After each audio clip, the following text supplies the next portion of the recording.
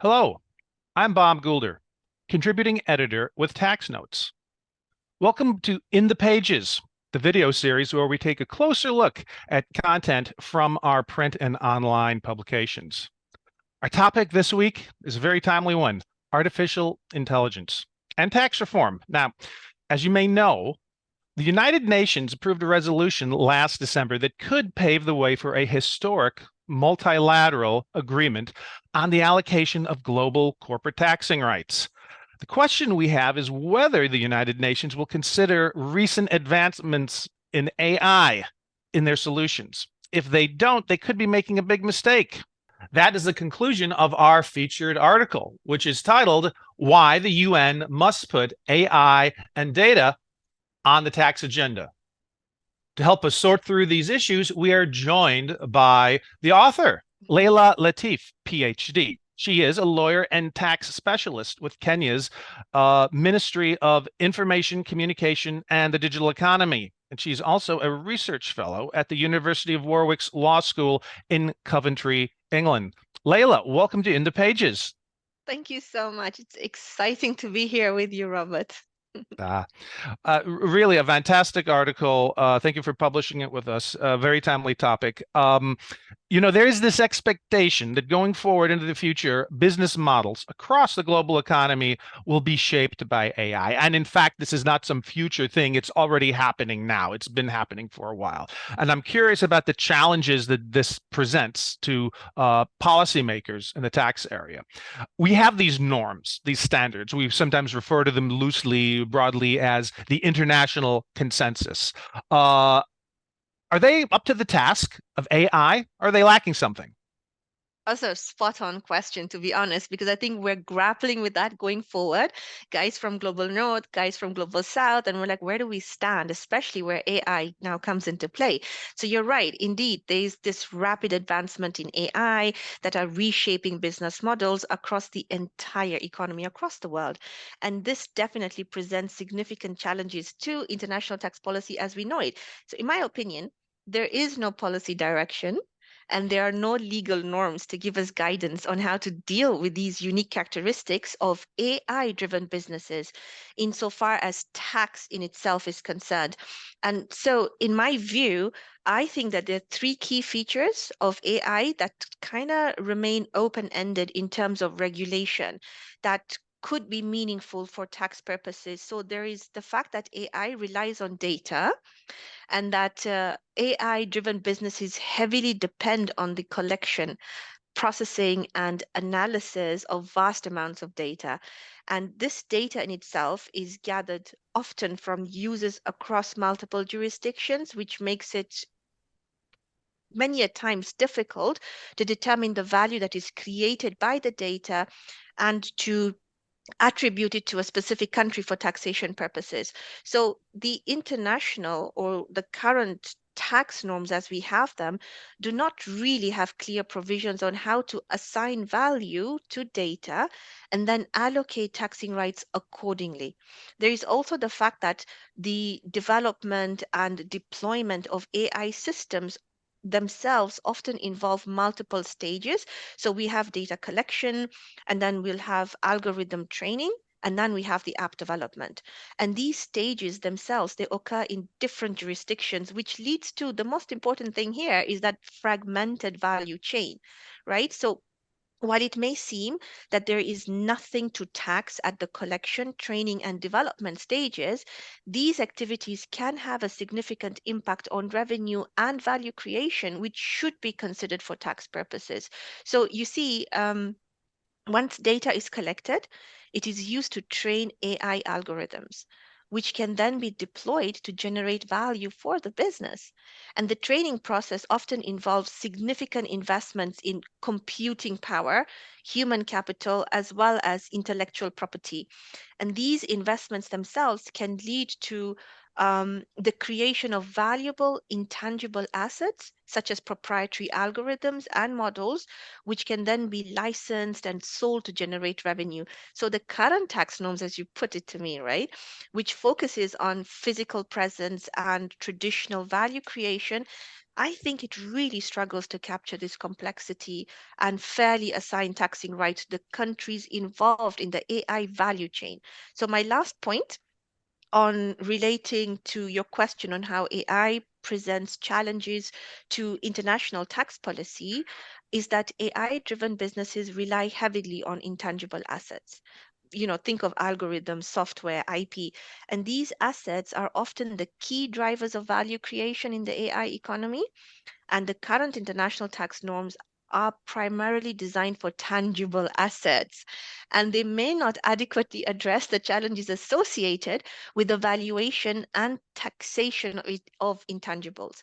And this in itself can lead to misallocation of profits and the erosion of tax bases. Even when you look at the OECD's BEPS project, it primarily focuses on traditional business models and it may not fully capture the complexities of the AI economy. So, for instance, the current rules they struggle to determine the value creation and profit allocation in AI-driven businesses, as the development and deployment of AI often involve multiple jurisdictions, which makes it very challenging to assign taxing rights fairly within the Pillar One approach. Your paper uses this wonderful phrase, a turn of language that I really appreciated. You use the term algorithmic colonization, which is a wonderful phrase, a powerful term in what it conveys about the long-term ripple effects of AI. We can anticipate there's going to be these concentrations of economic power specifically due to AI. Now, from the standpoint of a developed country, like, say, the G7 or the G20, this is going to raise concerns about their tax base. But who knows? Maybe it plays to their favor because the rules were written at a time when we didn't anticipate any of this. Your paper emphasizes that these issues about tax base Mhm. and responding to the misalignment, they're particularly acute for the global South. Can you elaborate a little bit more on that? So I like that word as well, algorithmic colonization. And it's actually a term that I borrow from the growing scholarship out of the global south that kind of rightly describes the potential consequences of AI's uneven development and deployment across the globe. I want you to imagine a world where you have this handful of big tech companies from the developed countries, and they hold all the power in the AI game. They're the ones calling the shots. They're concentrating economic might in their own hands. So, sure, it's a concern for tax bases of developed economies, but the real punch in the gut is felt by the global south. Let me give you an example of Microsoft, right? And I was reading this the other day. It has developed a product called Farm Beats, which is essentially a cloud-based platform, and it's designed for the agricultural sector. Now, Microsoft is currently testing it out in developing countries, and this Farm Beat, it sort of provides farmers with access to advanced technologies like drones and sensors that can help them monitor things like soil moisture levels. Now, here's where it gets interesting. Microsoft is teaming up with other companies that are working on cutting edge agricultural tech, such as self-driving tractors and drones that can spray pesticides. And one of these partners that Microsoft is working with is called Climate Edge. And this is a company that actually describes itself as a big data broker for agriculture industry in developing nations. So essentially what they do is that they gather data from small scale farmers through various sources like, I don't know, NGOs, agricultural consultants, and other companies that use their platform. They then package this data and sell it to a wide range of interested parties. Think of insurance firms, certification bodies, pesticide manufacturers, major food corporations like Unilever, right?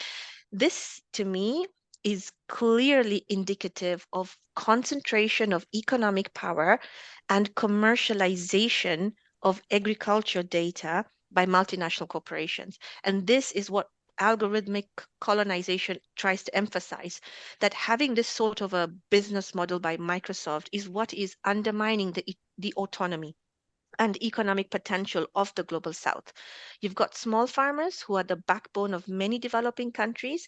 They're reduced to mere data points. right? Their valuable knowledge and their insights are siphoned off and sold to the highest bidder. Then you have the profits from this data exploitation that flow back to the developed world while the global south is left with crumbs. So it's like a digital form of colonialism where the rich keep getting richer and the poor are left struggling to assert their rights and capture this fair share of value that is created within their own borders. So I actually thought that the word algorithmic colonization is really befitting to actually see what's really happening on the agenda today. So tax becomes really critical. That's a perfect description of it. And again, very powerful. Now, so let's talk about some solutions. We're going to fix it. Well, we're not going to fix this. The United Nations hopefully is going to fix this. So the thesis of your article, if I can be so bold as to summarize it in just a bullet point, is that the UN Ad Hoc Committee, they must develop new standards and norms specifically tailored to the issues related to AI. And I'd like you to give us an example here that you mentioned one in your paper. It's about the PEs, permanent establishments. Mhm. All of our readers of tax notes and the vast majority of the listeners of this are going to be familiar with the PE concept. I mean, it's in thousands, many thousands of tax treaties. It's in the U.S. model treaty. It's in the OECD model treaty. It's been around for roughly 100 years. So we've been living under this concept. If there's a PE, the country can tax. If there's no PE, sorry, Yeah. you're very limited in what you can do.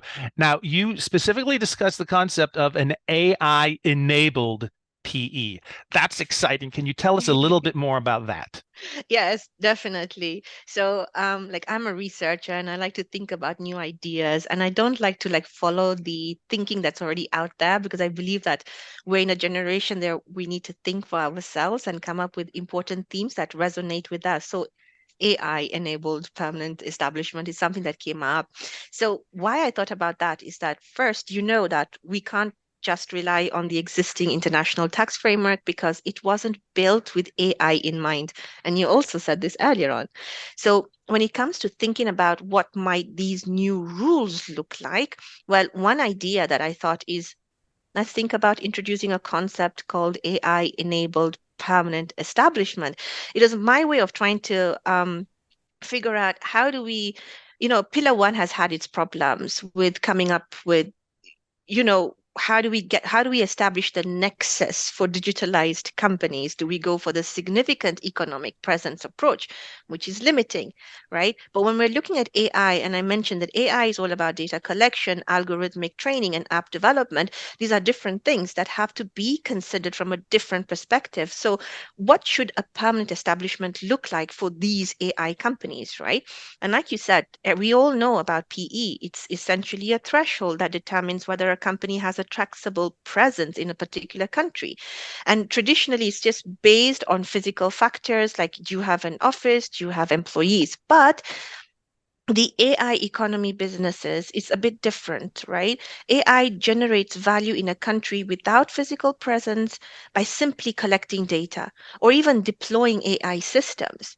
And that's where the idea of an AI enabled PE comes in. So under this approach, in the way I was trying to conceptualize it, is that if an AI system is collecting data, it's generating insights, or it's creating value within a country, it should be considered as a permanent establishment, even if the company doesn't have a physical office or employees there.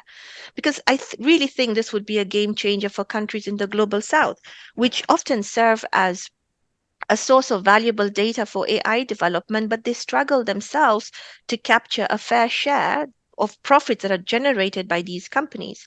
Now, with the concept of an AI enabled PE, I believe that African countries, other developing countries, could actually get to assert their right to tax the profits that are generated by AI activities within their borders. And this would ensure a more equitable distribution of the profits or even the benefits of AI. That just happens to be one piece of the puzzle. We also need to rethink the way we in itself allocate profits in the AI economy. So the current rules under the BEPS project, for example, they're based on the idea that profits should be allocated to countries where value is created. But in the AI context, value creation, like I said earlier, is often fragmented across multiple countries with data collection, algorithm development, and deployment, which happens, in real time, but across different multiple jurisdictions. So the concept of this AI-enabled PE is my approach to understanding the unique challenges of taxing the value that is created by AI activities in the global economy. And one thing I want to say is that um, even when the OECD's Pillar One proposal, right, it has like a concept of significant economic presence. And that also aims to tackle the issues of taxing businesses that operate digitally without a physical presence. So the idea may be, well, the concept that I'm proposing, AI enabled PE, doesn't make sense because Pillar One was already addressing it. But I think there's a difference here, right? Because I think Pillar One does not fully capture the specific characteristics of the AI value chain. An AI enabled PE would establish a new nexus threshold tailored to AI activities that focus on my three things: data collection, algorithmic development, and the AI system deployment. And this approach in itself, it requires new profit allocation rules that account for the value of intangible assets like data, can't put a price on it, and even algorithms, which are critical drivers of value in the AI economy. So, implementing the concept of this AI enabled PE could potentially, and maybe the ad hoc committee needs to think about this, it could potentially be achieved through bilateral or even regional agreements or changes to domestic tax laws like a unilateral measure. And it can be offered as a complementary approach to Pillar One and also the significant economic presence initiatives that are there, like in Nigeria, for example, in Kenya, to ensure fair taxation of AI generated profits. So I really don't have all the answers. I only have ideas to invite debate on. Oh, yes. And another thing, sorry, as you know, Pillar One is aimed at addressing the tax challenges arising from the digitalization of the company. Now, that approach only seeks to allocate a portion of the profits of large multinational corporations to the countries where their users are located based on certain thresholds and criteria. So, while this Pillar One is a step in the right direction, it has some limitations when it comes to addressing the specific challenges that are posed by the AI economy, right? So, that's the reason why I really feel that we need to distinguish that yes, Pillar One, it may not go through. If it doesn't go through, what's there for these AI models that are there generating profits which are being left untaxed? How can countries come in to tap that sort of value from them? So I thought like an AI enabled PE would kind of make some decent sense. A modern solution for modern times. Now, when you put it like that, who can say no? Yay. That's all the time we have. Again, just to review, the author's name is Layla Latif. The article is titled Why the UN Must Put AI and Data on the Tax Agenda. You can find it in tax notes. Layla, thank you so much. Thank you so much for having me. This was great. Bye bye. Want more like this? Subscribe for more tax videos. Special thanks to our executive producers, Jasper Smith and Paige Jones, showrunner and video editor, Jordan Parrish, and assistant video editor, Chris Trigo.